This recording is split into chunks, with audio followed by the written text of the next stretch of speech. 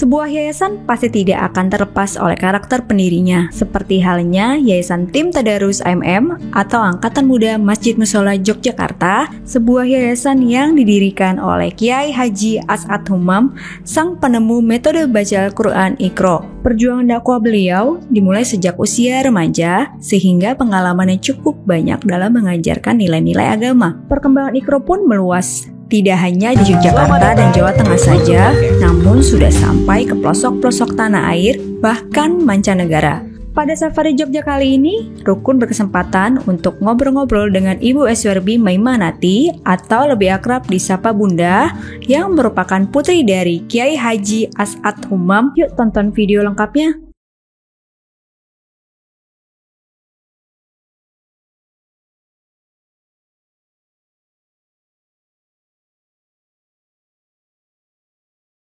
Assalamualaikum Bunda. Waalaikumsalam. Masya Allah. Kita kemarin ketemunya di Jakarta ya Bunda. Alhamdulillah ya, di studio Rukun ya. Terima kasih banyak loh Bunda berkenan untuk sharing bersama Rukun. Kita juga bisa silaturahmi di Yayasan di Jakarta ini. Masya Allah. Jadi buat sahabat Rukun juga, kalau yang belum tahu, atau harusnya sudah tahu ya Bunda ya. Iyalah. Bunda kan sudah terkenal ya Bunda. Amin. Jadi Bunda RSB ini merupakan salah satu putri dari almarhum Kiai Haji As'ad Humam ya Bunda ya. Kalau Bunda putri keberapa Bunda? Ketiga. Anak ketiga ya Bunda ya. Oh, jadi dari berapa bersaudara Bunda? 6. Dari 6 bersaudara. Oh, Masya Allah. Jadi Bunda ini merupakan putri ketiga dari 6 bersaudara, dari anak Kiai Haji almarhum As'ad Humam. Betul. Jadi beliau itu adalah yang membuat konsep model Iqra yang selama ini mungkin sudah tersebar di seluruh Indonesia dari puluhan tahun, itu yaitu buku Iqra yang bisa kita baca itu loh, dari Iqra 1 sampai Iqra 6.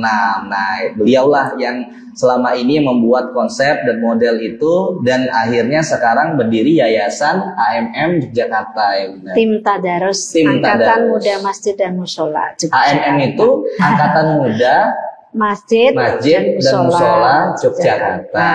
Ya, jadi person-personnya itu nggak cuma dari Muhammadiyah, dari NU banyak, dari Persis banyak. Jadi memang dari almarhum, dari Kiai Haji As'ad Humam itu memang mengumpulkan anak-anak muda Masjid dan Mushola. Iya, dari berbagai warna. Benar. Iya. Artinya keterlibatannya itu dari seluruh elemen ya Bunda ya. Iya. Masya Allah, Masya Allah. Nah Bunda, mungkin sahabat Rukun juga penasaran Bunda. Karena kan kita kan biasanya Masya Allah dapat berkahnya, kita dapat manfaatnya lewat membaca Iqra. Kita jadi terbantu membaca Al-Quran.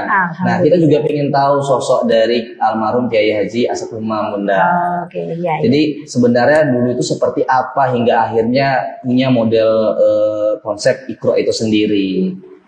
Kalau sebenarnya untuk pengajaran bagaimana anak atau orang bisa membaca Al-Quran itu sudah berbagai cara dicoba ya, termasuk jauh sebelum Iqra itu beliau sudah mencoba beberapa metode diterapkan kepada adik-adiknya. Adiknya kan banyak. Dulu sebelum ada Iqra waktu masih sudah muda, ada metode-metode yang dicoba seperti ini, seperti itu bagaimana itu yang akhirnya menemukan metode Qiraati waktu itu, dan Bapak lama menggunakan metode Qiraati, dan dalam perjalanan ada beberapa usulan dari Bapak supaya lebih diubah sesuai seperti itu. Akan tetapi alhamdulillah Ustadz Dahlan Zarkasi selaku penyusun buku Qiraati itu malah menyarankan kepada Bapak, sudahlah As'ad bikin buku sendiri saja. Dan itu ada dalam surat menyurat ya, tertulis dalam surat menyurat antara Bapak As'ad Humam dengan Bapak Dahlan Zarkasi. Oh, artinya disitulah baru menamai Iqra sendiri. Iya. Dibangunlah modelnya. Maka akhirnya membuat sendiri dan diuji coba. Karena kita kan sebenarnya sudah punya beberapa komunitas pengajian ya. Di zaman dulu. Iya, zaman dulu. Zaman dulu itu Bapak mengumpulkan beberapa pemuda di mana mereka itu bertugas bersafari dari kampung ke kampung gitu dengan membawa borampe istilahnya. Borampe itu ya termasuk snack, termasuk seperti misalnya nanti untuk kuis ya. Nah itu lengkap dengan buku metodenya, jadi diuji coba. Dan pada awal mulanya dulu itu walaupun sudah tersebar itu kita belum punya nama, masih Iqra sendiri itu belum ada ininya ya. Cuma cara cepat belajar membaca Al-Quran. Oh ya. Lalu pada suatu rapat, pada suatu hari dalam rapat itu ada salah seorang dari aktivis tim Tadarus Angkatan Muda itu yang memberi usul bagaimana kalau diberi nama Iqra saja sesuai dengan buletin kita. Oh, buletin kebetulan namanya Iqra juga. Oh iya, betul. Jadi akhirnya oh iya boleh juga sih namanya Iqra kan. Iqra juga artinya bacalah kan. Iya betul. Berarti secara filosofi juga sebenarnya bagus juga ya kan, awal pertama kali wahyu dari Nabi Muhammad SAW Iqra. Alhamdulillah kan nama Iqra ini kan simple, mudah diingat ya. Betul Bunda. Nah cuman Bunda, memang background dari almarhum Kiai Haji Asep Umam ini memang sebetulnya dari santri kah? Lalu memang keprihatinan melihat sesuatu yang akhirnya membangun model-model baca Iqra gitu. Itu sebelumnya seperti apa Bunda? Kalau Bapak itu memang sejak muda itu suka dengan aktivitas pengajian-pengajian ya. Oh, memang jadi suka. Jadi bahkan waktu remaja, waktu beliau tinggal bersama dengan kakaknya di Ngawi, Jawa Timur itu juga di sana mengumpulkan anak-anak untuk diajak pengajian secara rutin, bahkan bikin agenda-agenda yang sekiranya menarik hati mereka sehingga nanti mereka bisa ikut bergabung seperti karnaval atau kegiatan olahraga seperti itu.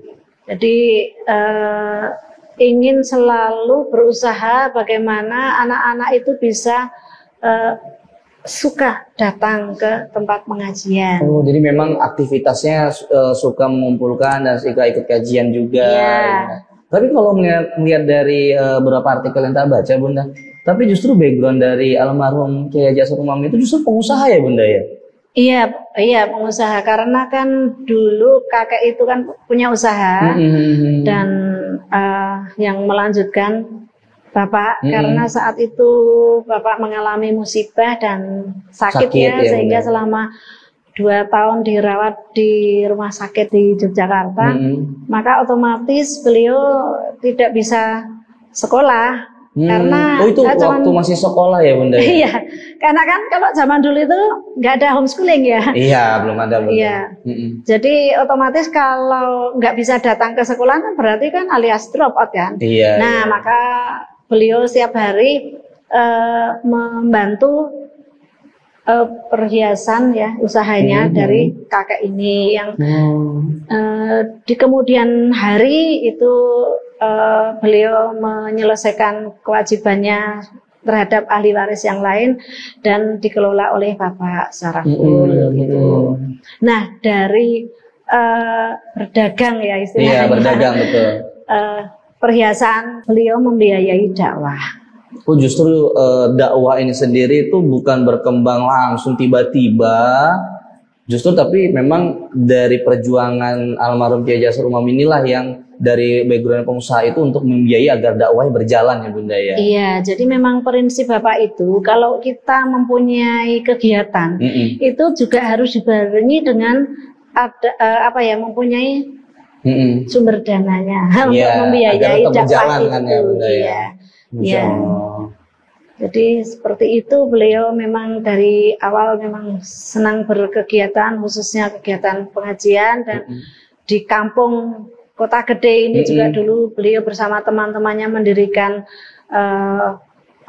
pengajian yang merupakan itu perwakilan-perwakilan dari masing-masing kampung itu mereka bersatu untuk mengelola pengajian di lingkungan kita. Oh, jadi memang dari unsur pengajian itulah berkembang terus. Iya, dari pengajian-pengajian di kampung, kemudian beliau sekitar tahun 80-an ingin sekalian ke kampung-kampung sekitar itu yang kita namakan dengan safari. Jadi banyak pemuda-pemuda setiap sore hari datang ke rumah kami itu untuk bersafari, mengadakan tadarus di daerah-daerah dan bahkan se-DIY ya. Jadi sampai dengan di daerah yang ya waktu itu 25 km radiusnya kan juga lumayan. Iya, karena kan di zaman dulu tidak setransportasi sekarang. Iya, tidak seperti sekarang dengan motor yang mereka miliki. Kalau tidak ada ya Bapak meminjamkan motor yang ada seperti itu. Ya, jadi setiap sore seperti itu. Nanti kalau malam berkumpul dan kita saling sharing, berbagi di mana tadi di sana di situ dan sebagainya. Nah, itu agenda utamanya adalah bertadarus karena menurut Bapak ini adalah pagar yang utama untuk meningkatkan kualitas anak umat Islam itu. Bagi yang belum mampu membaca Al-Qur'an. Dan ternyata lebih banyak. Fondasi awal memang sebelum baca Al-Qur'an untuk pengetahuan dasar-dasarnya itu di Iqra ya Bunda ya. Iya, jadi yang belum mampu ya terus selalu dibimbing untuk mampu membaca seperti itu. Nah, tapi Bunda dulu itu kan untuk pengenalan, apalagi di zaman dulu ya, artinya akses terbatas, informasi tidak semudah sekarang yang digital. Untuk pengenalan Iqra sendiri hingga sampai hari ini alhamdulillah bisa tersebar di seluruh Indonesia, bahkan bisa di luar negeri juga umat muslim untuk menjadi fondasi belajar Al-Quran ini, itu prosesnya bagaimana Bunda? Kok bisa sampai tersebar itu untuk pengenalan gitu? Mestinya ya dana tetap penting ya. Oh iya, pasti ya Bunda ya. Iya. Kemudian juga tentunya jejaring ya. Jejaring. Kalau sekarang kan sebenarnya mudah sekali ya kalau saat ini viral gitu ya. Tetapi waktu itu kita punya jejaring dan kita bekerja sama dengan BKPRMI. Waktu itu namanya masih BKPMI. Sekarang BKPRMI. Oh sama ya? Iya, oleh DMI ditambah dengan pemuda dan remaja Indonesia. Nah itu pada tahun 90-an itu ada semacam rakernas di Surabaya dan menghadirkan Menteri Penerangan Harmoko. Nah, pada saat itu sekaligus dicanangkan bahwa kegiatan BKPRMI teragendakan menggunakan Iqra untuk pengajaran baca Al-Quran. Ini Iqra-nya ya. Nah, mungkin kalau misalnya sahabat rukun kan sangat familiar ini, misalnya dari guru-guru, misalnya kita baru mau belajar baca Al-Quran, ini Iqra nih. Mungkin sangat familiar kali ya Bunda ya. Maksudnya saya juga masih kecil dulu belajarnya ini loh Bun gitu. Coba lihat di belakang tuh. Oh di belakangnya ini. Nah ini beliau kan menggunakan pakaian ini ya, bahan sasirangan ya, batik sasirangan. Batik sasirangan itu batik khasnya Kalimantan Selatan. Itu Bapak itu suka sekali dengan kain sasirangan. Dan kebetulan juga teman-teman dari Kalimantan Selatan ini sangat loyal dan gigih sekali dengan kegiatan-kegiatan awal dulu kita itu, sehingga berkali-kali memenangkan Festival Anak Soleh Indonesia yang diadakan BKPRMI itu sendiri. Jadi dari Kalimantan Selatan memang hebat sekali teman-teman. Iya, Masya Allah. Iya. Jadi justru ini tuh jasnya itu dari Kalimantan Selatan. Iya, itu suka sekali. Khasnya ya. Kalau baju beliau tidak ada yang selain putih tidak ada. Jadi semua bajunya putih. Nah, artinya memang dari beliau ini sebagai seorang yang berlatar belakang justru sebagai seorang pengusaha yang aktif berkegiatan pengajian, justru dalam saat itu di zaman itu bisa melakukan pengajian dan mengumpulkan dari semua elemen di Yogyakarta dengan tradisi yang cukup luas ya dulu Bunda ya. DIY. Iya, hingga akhirnya membuat modul Ikro ini sendiri ya Bunda Iya, ya, iya. Masya Allah. Dan ini yang mengelola itu dari Yayasan AMM itu sendiri Yogyakarta. Iya, karena Ikro ini sudah diwakafkan kepada tim Tadarus Angkatan Muda Masjid dan Oh, Musola. Ikronya sendiri sudah diwakafkan ya Bunda. Diwakafkan Ya? tahun 1993. Masya Sedangkan kalau keluarga ini pengelolanya. Allah. Oh, Ya. jadi memang Ikro ini tidak dimiliki oleh keluarga, Iya. tapi memang punya Ya, Yayasan hak AMM. ciptanya diwakafkan kepada tim Tadarus AMM. Sedangkan keluarga Mengelola di depot ya, yang sebagai showroom, sebagai istilahnya pasarnya. Nah itu di Ikro sendiri. Nah Bunda, kalau Bunda sendiri kan sebagai putri saat itu bagaimana sih sebagai seorang bapak mengajarkan kepada anaknya tentang nilai-nilai, apalagi waktu itu kan kiprahnya tidak hanya bisa berlingkupnya di Yogyakarta saja, karena modul Ikro sendiri ini dikenal di kalangan luas. Itu bagaimana sih Bunda keseharian almarhum JJ Asad Umam? Ya banyak hal ya, tapi yang terutama mungkin disiplin ya. Sangat disiplin ya. Disiplin ya, terutama setiap sholat, saatnya sholat itu beliau selalu manggil-manggil itu supaya semuanya pada mengumpul untuk melakukan sholat berjamaah itu. Terus kemudian ya sederhana ya. Oh, sosoknya sangat sederhana ya Bunda. Ya, sangat sederhana. Saking sederhananya ya bajunya itu bisa dihitung dengan jari. Jadi kesederhanaan itu yang beliau tidak pernah mengajarkan ya, tetapi memberi contoh langsung. sehingga kita kan kalau terlalu berlebihan itu juga jadi kalau ingat Bapak itu jadi malu sendiri begitu kan. Karena kan kita semua melakukan kegiatan ini kan juga insya Allah karena berkah dari Bapak gitu ya. Ya jadi ya kita ya berusaha ngerim bagaimana supaya kita itu bisa meneladani hal-hal yang sudah dicontohkan Bapak. Masya Allah. Jadi memang karakter beliau tuh lebih ke prakteknya langsung ya. Bunda? Iya. Sebab kalau memberi nasihat itu sebenarnya juga jarang juga itu. Iya. Kalau memberi jok-jok itu sering malahan. Jadi, Oh gitu ya. Nah. Ya. Berarti Bunda nih dapat nih langsung nih turuninnya nih. Secara Bercanda. humorisnya, bercandanya. Soalnya itu sudah keluarga besar ya. Jadi dari nenek, adik-adiknya Bapak semuanya itu pada seperti itu. Jadi suka humor sehingga ya kita tadinya mau serius, maksudnya kita kayak merasa kok berat masalah ini kan ya terus jadi cair kan. Iya betul. Itu salah satu value-nya kalau menjadi seorang yang humoris ya Bunda ya, lebih cair. Iya, orang yang humoris yang mungkin tidak semua tahu ya. Tapi di saat itu kan artinya dengan kegiatan dakwahnya semakin aktif, kemudian memang secara tidak hanya berlingkup di Yogyakarta saja untuk mengenalkan Ikro sendiri. Nah itu bagaimana dari anak-anak dan keluarga itu sangat mendukung ya Bunda ya? Iya insya Allah mendukung, dan kakak kami yang sulung juga membuat rumah tahfidz juga, sehingga ya insya Allah lah. Masya Allah. Hal yang baik ya mestilah harus kita lanjutkan. Nah, kalau dari yayasannya nih sebagai pemilik hak cipta ya dari Ikro sendiri, hingga saat ini kan udah cukup lama, sudah dari tahun kapan udah dari yayasan ini? Sekitar 90 berapa itu. 90-an ya. Iya. Sampai sekarang kan udah 2022 nih. Iya. Kegiatan yayasan itu apa saja Bunda untuk yang boleh kita tahu dan di-share sama sahabat? Kalau yang original itu kan seperti TPA atau TPQ gitu ya. Oh jadi di Taklimul Taman Pendidikan Al-Quran itu yang original kan itu.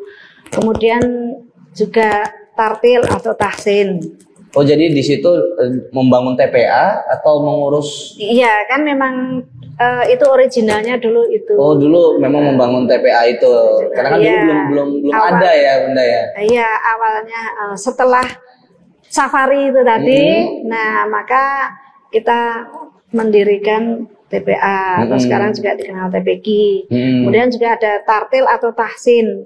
Tartil dan tahsin. Karena ternyata kan juga banyak orang dewasa itu yang membutuhkan bimbingan. Betul. Nah sehingga kita membuka tartil atau tahsin ini untuk yang dewasa. Dan itu atau buka remaja. umum itu. Umum ya, jadi setiap pagi dan sore hari itu beberapa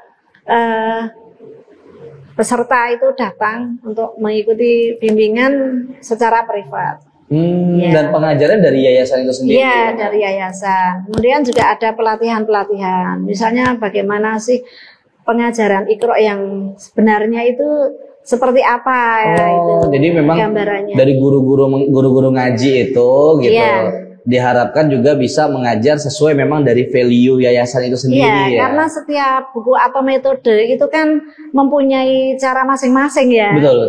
Prinsip metodologinya itu seperti apa, itu kan juga diharapkan pas.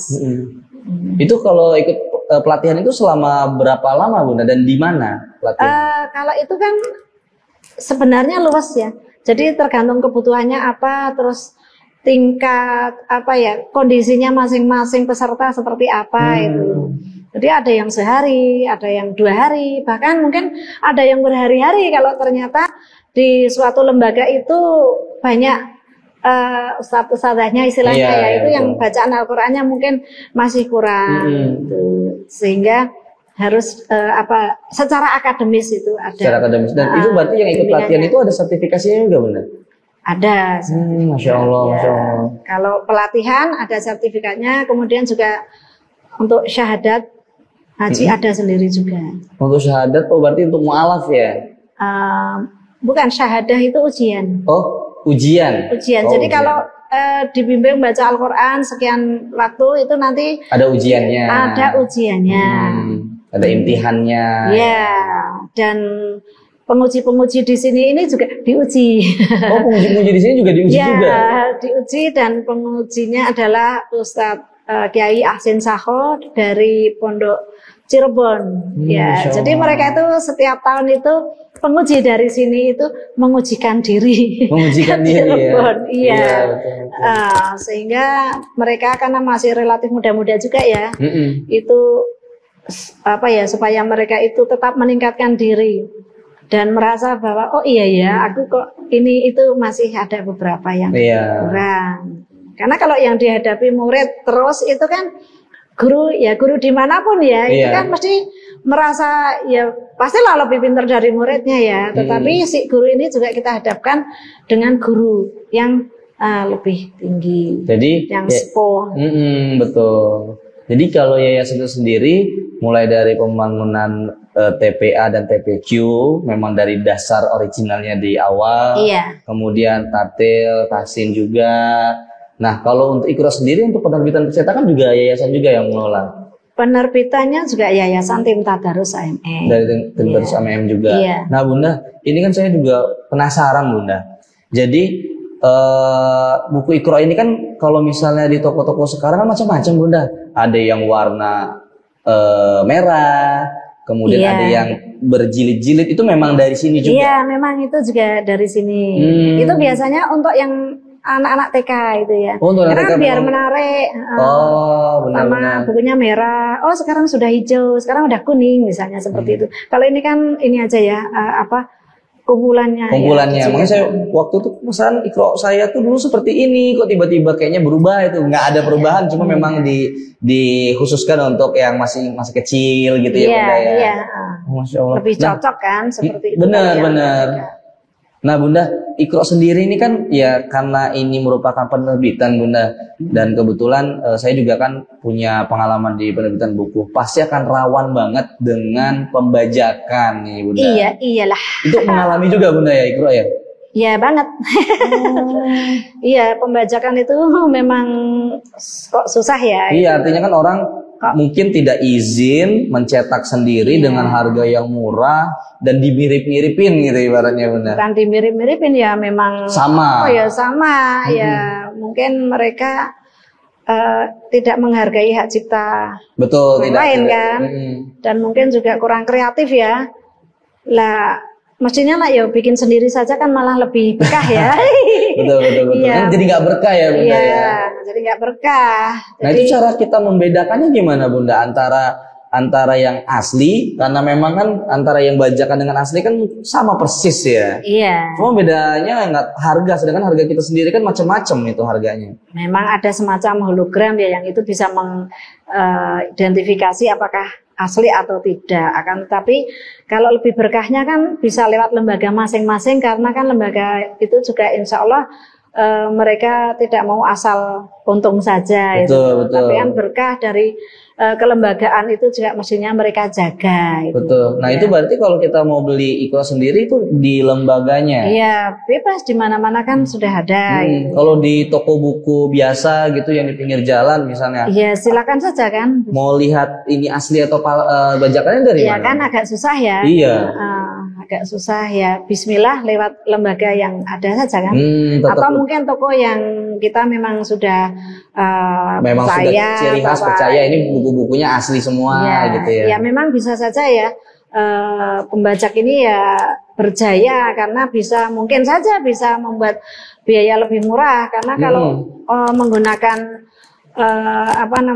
mesin yang canggih misalnya ya bisa saja lebih murah, apalagi kan mereka tidak ada terbebani untuk biaya dakwah, ya kan? Iya. Kalaupun mereka juga terbebani dengan biaya dakwah mereka itu, apakah tidak berpikir bahwa itu kebajakan bukan haknya ya? Iya, bukan haknya dong. Gitu. Nah, Bunda, berarti kalau misalnya kayak saya nih pengen beli Iqra gitu, dan saya khawatir takutnya ini asli atau tidaknya, karena takutnya nggak barokah juga sebagai penuntut ilmu ya Bunda ya. Sebaiknya mengkonfirmasi ya.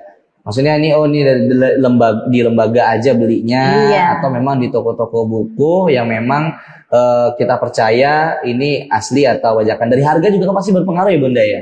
Iya. Ya karena kan kita kan ibaratnya penuntut ilmu kan sangat sayang banget kalau misalnya kita sudah mungkin kadang sebagian mending itu aja bajakan nggak apa-apa asal harganya lebih murah itu.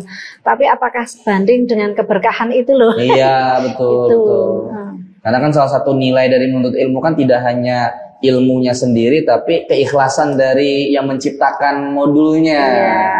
Tingkat ilmu yang tertinggi kan akhlakul karimah. Betul. Nah Bunda, ada kegiatan lain nggak Bunda di yayasan itu sendiri dari tadi mungkin membangun TPA, TPQ, komunitartil dan tasin, kemudian memang mengelola dan mengurus Iqra itu sendiri? Iya, ada tentunya silaturahmi dengan para aktivis-aktivis membangun senior jejaring misalnya. Itu ya. Iya. Jadi memberi apresiasi kepada aktivis-aktivis yang dulu pernah berjuang bersama Bapak. Bahkan kita juga menyediakan semacam AMM Award. Iya, jadi kita akan beberapa sudah kita sampaikan, memberikan penghargaan kepada yang telah berjasa, antara lain misalnya memperkenalkan di daerahnya ya. Sampai sedemikian rupa ya, sampai misalnya setingkat provinsi misalnya, dan dengan gigihnya mereka itu memperjuangkan kegiatan kita kepada pimpinan masing-masing daerah. Terus kemudian juga pencipta lagu-lagu yang viral waktu itu. Jadi yang bersifat yang dulu-dulu itu ini kita menyediakan AMM Award. Kalau dari ada nggak sih Bunda dari luar negeri, misalnya kayak di tetangga kita, entah Malaysia, atau Singapura yang memang serumpun dengan Melayu, itu juga order buku Iqra sendiri gitu. Memang pengen penasaran dengan metode Iqra sendiri gitu. Ada itu dipusatkan di Kuala Lumpur gitu. Oh, ada memang proses untuk pengenalan di sananya juga ya. Di sana. Jadi di sana bukunya mencetak sendiri ya, karena semacam franchise. Tapi di sana ternyata juga banyak cetak rompak bajakan. Bajakan juga ada juga ya. Ternyata di tempatnya si Upin Ipin juga. Ada bajakan juga ya. Si Upin Ipin, ya. Waduh. Jadi ya memang ini memprihatinkan menurut saya ya. Jadi sebaiknya ya mungkin barangkali nanti kita akan perbaiki bagaimana supaya kita bisa menindak ya dengan lebih tegas ya, terhadap para pembajak atau para pencetak rompak ini. Iya, sangat disayangkan ya Bunda ya, karena ini kan merupakan salah satu model dakwah juga berupa Iqra sendiri, yayasan juga bergeraknya Masya Allah lewat kegiatan-kegiatannya. Sangat sayang kalau misalnya ada bajakan yang membuat tidak Iya, karena kalau semakin banyak bajakan, semakin banyak, lalu malah kita sendiri yang punya karya malah semakin terjepit, Betul. semakin dananya juga tidak ada, berarti para pembajak itu membunuh yayasan dakwah tim Tadarus Secara tidak Angkatan langsung. Muda Masjid Darussalam. Ya. Dan itu sangat disayangkan karena perjuangannya kan sangat luar biasa ya. Iya. Dan itu kan berjuang itu kan juga Bapak itu bukan terus tiba-tiba bikin Iqra lalu viral, kan tidak begitu. Tapi dimulai juga dari mulai remaja, pengajian. Dan beberapa artikel ternyata juga almarhum Kiai Haji Asad Umam sendiri melihat keprihatinan saat itu juga daya baca Al-Quran juga sangat minim di saat itu ya. Iya, pada tahun 90-an itu anak-anak Islam yang tidak mampu membaca Al-Quran itu kan tinggi, mencapai 90%. Ya. Jadi itulah kita memerlukan benteng pertahanan. Semampu kita, ya kita mampunya ghirohnya ada di pemberantasan baca tulis Al-Quran itu. Ya, ini merupakan bagian, mungkin kalau yang saya pahami ya Bunda ya, salah satu value yang saya pelajari adalah di sini bagaimana sosok Kiai Haji Asad Umam ini memberikan manfaat yang sangat luar biasa dari karyanya, kemudian keprihatinannya melihat situasi daya baca, dan apalagi mengajarkan itu bermanfaatnya ya tidak hanya insya Allah lah pahalanya itu tidak hanya di saat beliau masih hidup, bahkan sampai hari ini kan terus mengalir pahalanya ya Bunda ya. Masya Allah banget nilai-nilai yang disampaikan. Nah, dari Bunda sendiri kegiatannya memang untuk mengelola yayasan juga ya Bunda ya? Iya. Bersama keluarga? Ya, sama keluarga kita duduk sebagai pembina. Lalu ada aktivis-aktivis yang nanti ya setiap hari bisa kemana-mana mereka menatar, biasanya kita istilahnya penataran, melatih guru-guru dan bahkan mungkin umum yang akan memulai pendidikan seperti itu. Jadi bersama anak-anak muda di dan sekitarnya, karena ada yang dari luar itu yang bermarkas di sini ya, di Jogja. Kalau yang di luar kan banyak sekali. Betul. Dan itu salah satu bagian pengurusannya juga yang TPQ dan TPA-nya juga tuh menjadi bagian yang diurusi sama yayasan juga ya Bunda ya. Ada pilot projectnya seperti itu. Ya, jadi itu untuk percontohan ya, minimal ya. Minimal seperti ini. Kalau bisa membuat yang lebih baik kan ya bagus juga. Karena kan juga masing-masing punya kelebihan kekurangan masing-masing, kemudian juga daerah ini dan lainnya itu juga berbeda kondisinya. Ya, jadi tidak bisa persis seperti ini, yang bagus tuh seperti ini tuh tidak bisa.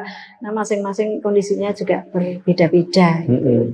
Nah, Bunda, apa kira-kira target atau tujuan Bunda untuk yayasan AMM ini sendiri Bunda? Selama perjalanannya kan sudah cukup panjang, ada 30 tahunan ya Bunda ya perjalanan. Apa yang menjadi tujuan dari AM sendiri, nilai besarnya gitu Bunda? Iya, tentu melanjutkan dakwah beliau dengan secara ikhlas, profesional seperti itu. Biar akan semakin berkembang ya. Ya, apa yang bisa kita kembangkan ya kita coba. Apa yang kita harus luruskan juga kita usahakan.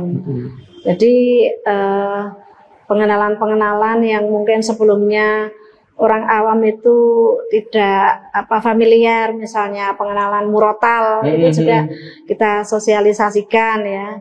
Pengenalan murotal yang simple, yang orang itu mungkin tidak harus berbakat ya. Kalau murotal itu kan hanya sederhana, tidak seperti kiroah ya. Kalau kiroah itu kalau tidak berbakat mungkin kurang bagus ya. Karena nada ya. Saya gitu jadi.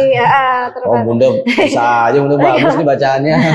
Amin. Kalau murotal ini lebih mudah, simple. Siapapun yang tidak berbakat, yang pales pun insya Allah mampu, karena tidak dibutuhkan nada-nada yang meliuk-liuk, yang sederhana. Soal tajwidnya ya, atau makharijal hurufnya. Ini yang sedang kita kembangkan sekarang ini, sedang kita kenalkan kembali, karena dulu tahun sekitar 90-an itu kita memperkenalkan, tetapi di kemudian hari saat ini ternyata nada itu agak kurang pas, sehingga kami perlu meluruskan itu, merebonding nada yang irama yang sekiranya lebih pas, dan kita mengacu pada Syekh Sudes ya. Tapi kita sederhanakan, jadi kita bikinkan rumusnya.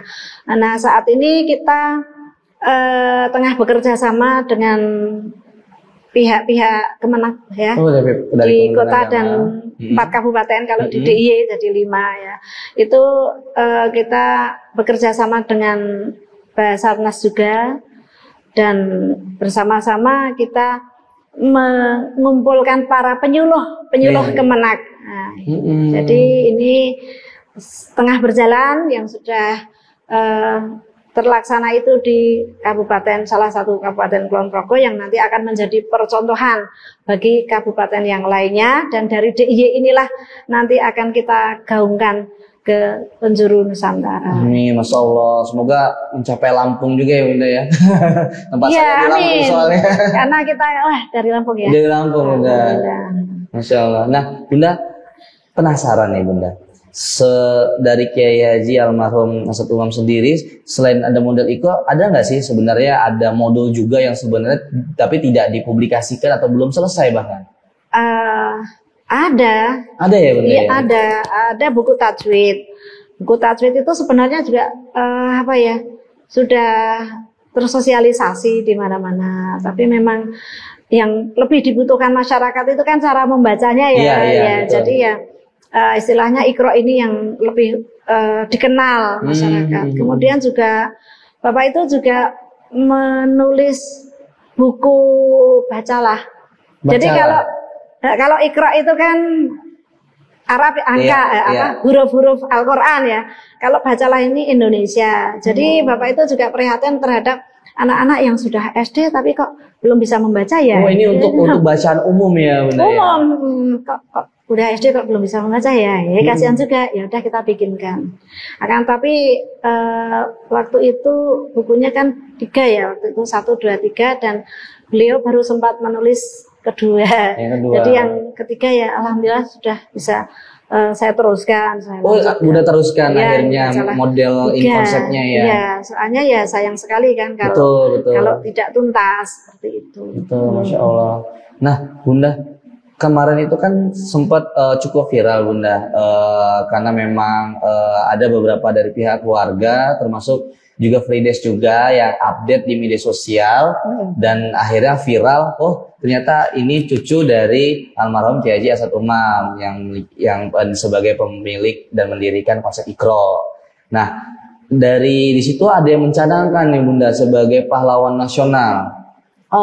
Ya itu kan sempat naik gitu Bunda di berita-berita. Nah kalau dari pihak keluarga sendiri gimana itu Bunda? Ya adem ayem saja ya. Karena kita itu yang penting itu melakukan tugas, melanjutkan amanah Bapak dengan sebaik-baiknya. Dan bahkan Bapak itu dulu juga tidak pernah berpikir istilahnya berjualan buku ya. Jadi awal-awal itu dulu ya buku dibagikan saja sebagaimana kita membagikan buku yang sebelumnya dibagi Bapak. Di awal itu ketika sudah membuat konsepnya dibagikan ya Bunda? Dibagikan karena sebelumnya kan Bapak juga membagikan buku materi Al-Qur'an yang disebarkan ke daerah-daerah. Jadi ini juga hanya dibagikan saja itu sebenarnya. Tapi lama-kelamaan kan juga repot juga kalau banyak peminatnya. Dakwah harus terus hidup ya. Ya sudahlah kita fotokopi gitu kan, membayar sekedar biaya fotokopi itu. Iya betul. Tapi selanjutnya terus semakin banyak yang berminat lalu kita cetak. Betul. Kita cetak lah menjadi komoditas tersendiri ya. Akan tetapi kan dari mulai menulis juga tidak pernah berpikir bahwa nanti akan berjualan buku. Kalaupun akhirnya ya jadi dagangan itu kan ya alhamdulillah, karena kan berarti semakin dananya kita semakin banyak, kan semakin leluasa juga dalam melaksanakan dakwah. Betul, yayasan sendiri akan mudah untuk melanjutkan dakwah-dakwah yang lainnya. Iya, betul. Tapi saya setuju juga Bunda, karena kalau misalnya digratiskan mulu, sekarang tuh banyak banget Bunda lembaga dakwah, kemudian dari kita-kita juga personal yang ingin dakwah di media sosial segala macam. Tapi lagi-lagi karena keterbatasan dana, dakwahnya jadi berhenti. Itu sangat disayangkan kan. Benar. Angka-angka bagusnya kalau memang ada perputaran memang secara keuangan, sehingga akhirnya dakwah itu akan terus hidup gitu. Iya, maka Bapak punya kesimpulan bahwa kalau mengadakan kegiatan itu sebaiknya diadakan juga kegiatan untuk sumber dananya. Betul, betul. Maka dulu kita mendirikan TPA atau TPG itu kan juga membayar, betul. Membayar sehingga kita bisa juga membuat anak atau orang tua itu terikat ya, karena ini adalah bentuk kepercayaan membayar. Seperti itu kan juga akan berbeda keseriusannya dengan yang gratis. Iya, betul. Masya Allah. Nah Bunda, kasih dong tips sama sarannya nih buat anak muda, buat sahabat rukun yang mereka tuh pingin banget belajar sebenarnya Bunda, ingin belajar baca Al-Quran. Tapi memang untuk belajar seperti misalnya membaca Iqra, dia sudah malu karena sudah usia, udah dewasa. Mau ke masjid juga kan teman-temannya masih kecil-kecil semua Bunda. Takut dibully ya. Takut dibully. Nah itu boleh dikasih tips Bunda sebagai dari yayasan juga. Bunda juga kan memang aktif juga untuk mengkampanyekan dakwah secara membaca Al-Quran. Itu gimana sih Bunda agar kita tuh mudah untuk membaca Al-Quran di usia yang sangat yang cukup dewasa dan juga yang bisa sudah konsisten tidak lucu ya. Iya Bunda.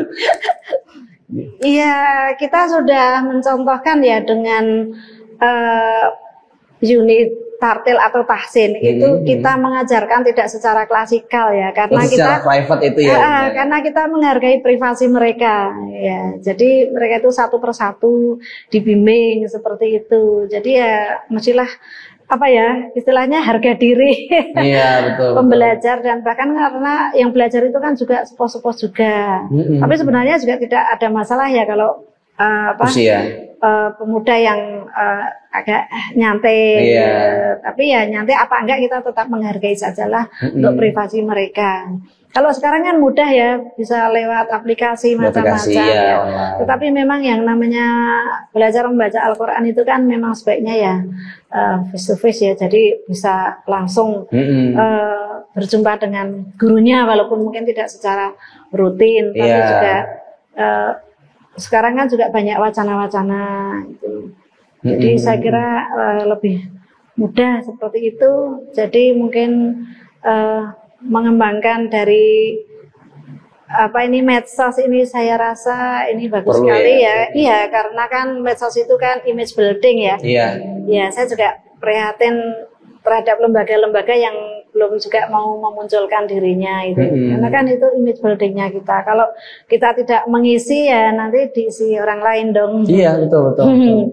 Jadi buat sahabat rukun juga yang mau belajar berarti usia dewasa ya sebenarnya ada metode selain klasikal tadi ya. Iya, jadi ada metode private. Tinggal pilih saja private. Dan yayasan itu juga mewadahi ya Bunda ya. Iya. Untuk siapapun. Untuk siapapun tanpa kecuali. Nah, itu nanti tinggal kontak dari yayasan itu sendiri aja ya. Ya, jadi mungkin seperti itu karena anak-anak muda sekarang itu mungkin terkadang tidak merasa kalau ini komplain ya, bukan? Iya. Mengkritisi saja mengkritisi saja. Terkadang kan mereka tidak merasakan bahwa mungkin orang lain itu terganggu. Iya. Kan penanaman attitude-nya tidak seperti zaman dulu ya. Jadi terkadang mereka itu nggak nyadar bahwa orang ini membutuhkan privasi. Seperti pada saat belajar itu kita para tutornya itu tidak diperkenankan untuk memotret. Oh, karena memang untuk udah fokus belajar gitu ya secara private. Maksudnya yang secara person baru belajar secara privat. Tapi kalau misalnya pelatihan penataran itu bebas. Itu buat sobat rukun juga boleh tuh kontak langsung ke yayasan buat belajar, nggak perlu malu ya, nggak perlu khawatir karena itu private ya. Iya, jadi banyak hal ya mungkin yang bisa dilakukan untuk saat-saat ini ya. Jadi seperti model online zaman sekarang kan juga kita pas di mana juga orang nggak tahu kalau kita baru duduk manis belajar baca Al-Quran, padahal baru belajar abata. Dan boleh sahabat pun juga tahu, Bunda ini juga sebenarnya aktif juga menulis ya untuk dakwah-dakwah juga, salah satunya buku hot ya Bunda ya. Yang pertama kali saya tulis itu buku Hot Naskhi. Hot Naskhi itu tuh bagaimana cara menulis Arab asli. Asli itu Naskhi itu bagaimana misalnya dari karena kaidah menulis itu kan, menulis Arab itu kan tidak seperti menulis Indonesia itu ya bebas aja ya.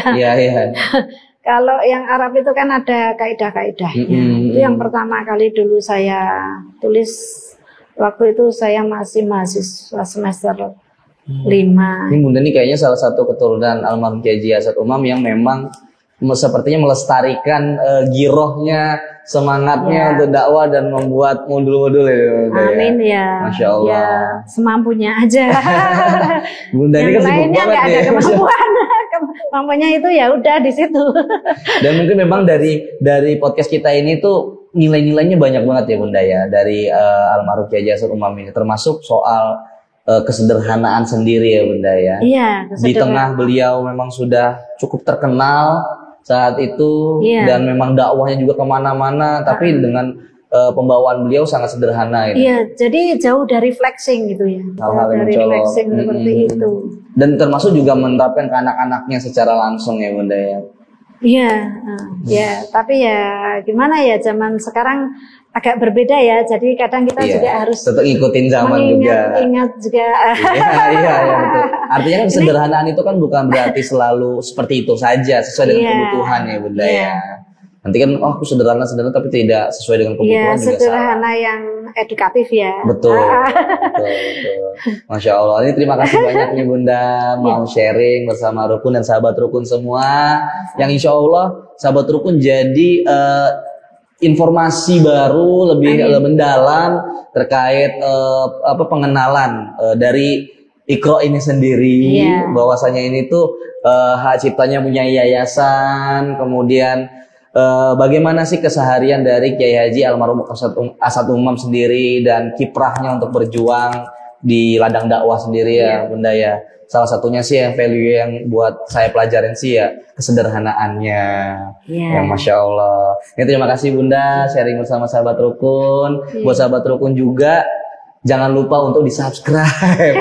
Subscribe channel kita. And like. Betul, karena kita akan lebih semangat untuk membangun konten-konten dan silaturahmi dengan narasumber selanjutnya. Dan jangan lupa juga untuk di-like, komen, dan di-share tentunya. Dan buat sahabat Rukun juga yang belum download aplikasi kita sudah punya aplikasi Rukun di Play Store dan di App Store yang bisa membantu ibadah keseharian sahabat Rukun semua. Terima kasih sahabat Rukun, terima kasih Bunda.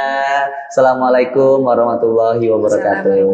Selamat datang di Rukun Podcast.